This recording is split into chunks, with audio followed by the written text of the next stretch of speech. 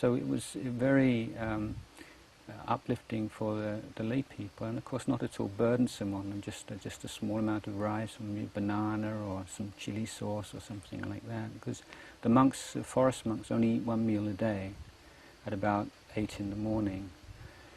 So they would only come just one time a day, so not bothering the lay people a lot and being a burden on them.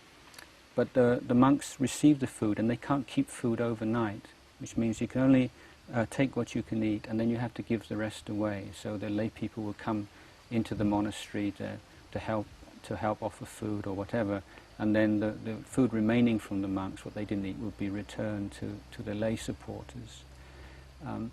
And so monks are not allowed to take a large amount of food and just go off into a cave or a mountain, and monks are not allowed to cook their own food. They're not allowed to dig the earth. They're not allowed to grow food themselves. Not even allowed to pick fruit off a tree.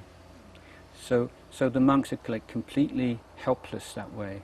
That they're forced to have that kind of relationship with the lay people. So my point is that even though the forest monks were very much more secluded and not so much everyday contact with the lay people, then there is still inevitably some contact. And lay people would on the one prat day, like the half moon and the full moon, would often go to visit the monastery, and the senior monk would give a dhamma talk and some instruction, advice. So the life of the forest monk, I say, quite different from the life of the monks in the village monasteries. One important difference is that the forest monks would take the rules of discipline very much more seriously, let's say, and one important rule is the rule about not touching money, because that means that it ensures that a monk doesn't have any power to do things that he wants to do, or to, some monks say, well, it makes everything so inconvenient if you don't even have a small amount of money, but that's exactly the point. It is meant to make monks inconvenient. It's a real training in itself. So that's just an overall kind of idea of the difference in lifestyle between the monks in the forest and the monks in the village monasteries. So Ajahn Chah, for 7 years, he'd been living in the village monasteries mainly, and now becoming a forest monk, he went on what we call Tudong.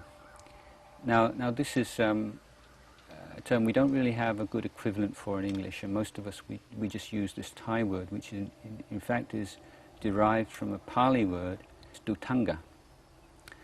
Now, actually, the word dutanga means an ascetic practice, literally something that sort of rubs away through friction the defilements. So it's a kind of a series of extra sort of voluntary practices which monks take on to go against the grain, and just to kind of intensify their practice somewhat. And monks can take on particular ascetic practices or Tudonga practices or Tudong practices for a short period, and may just take on 1 or 2 or 3 of these practices, which are 13 in number, for a short period of time, or to deal with some particular difficulty in their practice. But this word has been adapted for the practice of forest monks to go walking through the forest, through jungle areas, because particularly in the old days, that kind of walk was in itself inevitably difficult, tough, and one which you'd have to go against the grain a lot.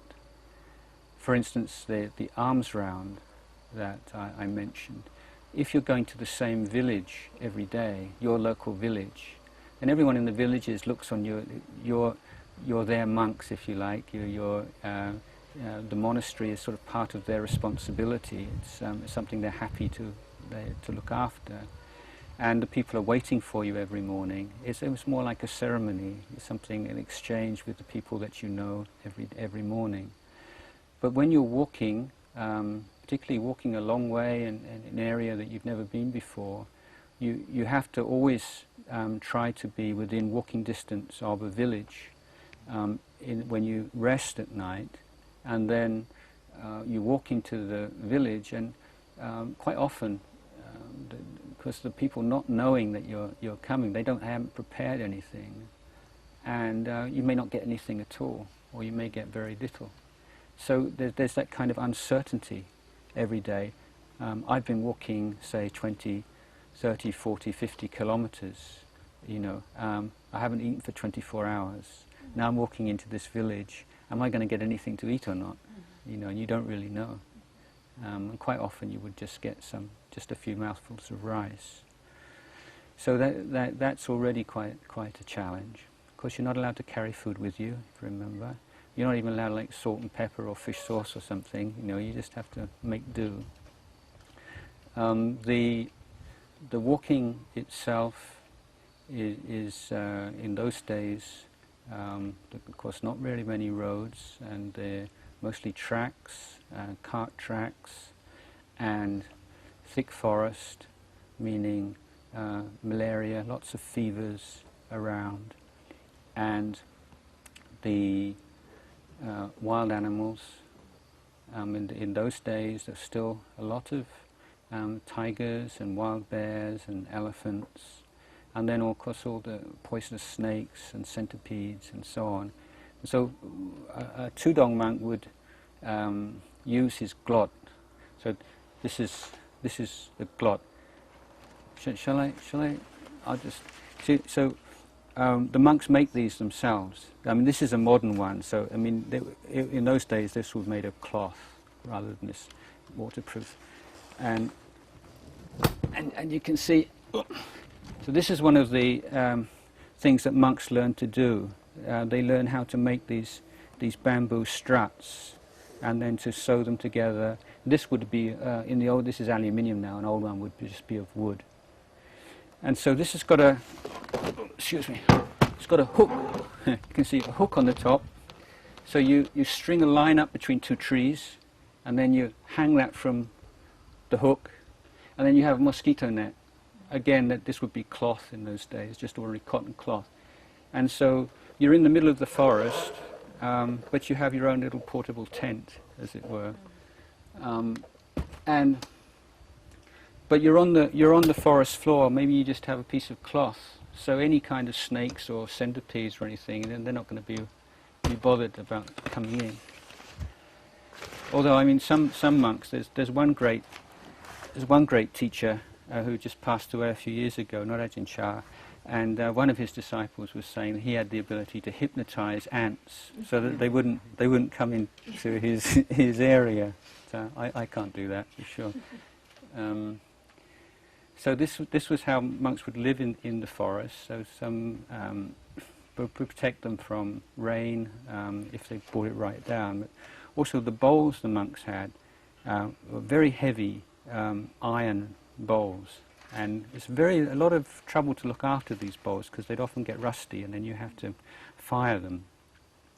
But these bowls were so large that you could put all your cloth, because the monks would just have this robe, which is called a jiwon, and then a sabong, like a skirt, and then the two-layer sangati, the one that goes on the shoulder, which is like a blanket also.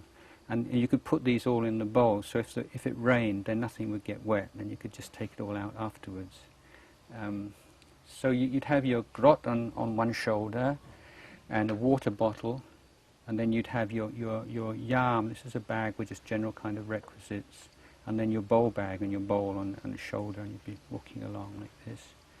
And often the monks would walk bare feet, just because there weren't really shoes available, rather than because it was a general choice.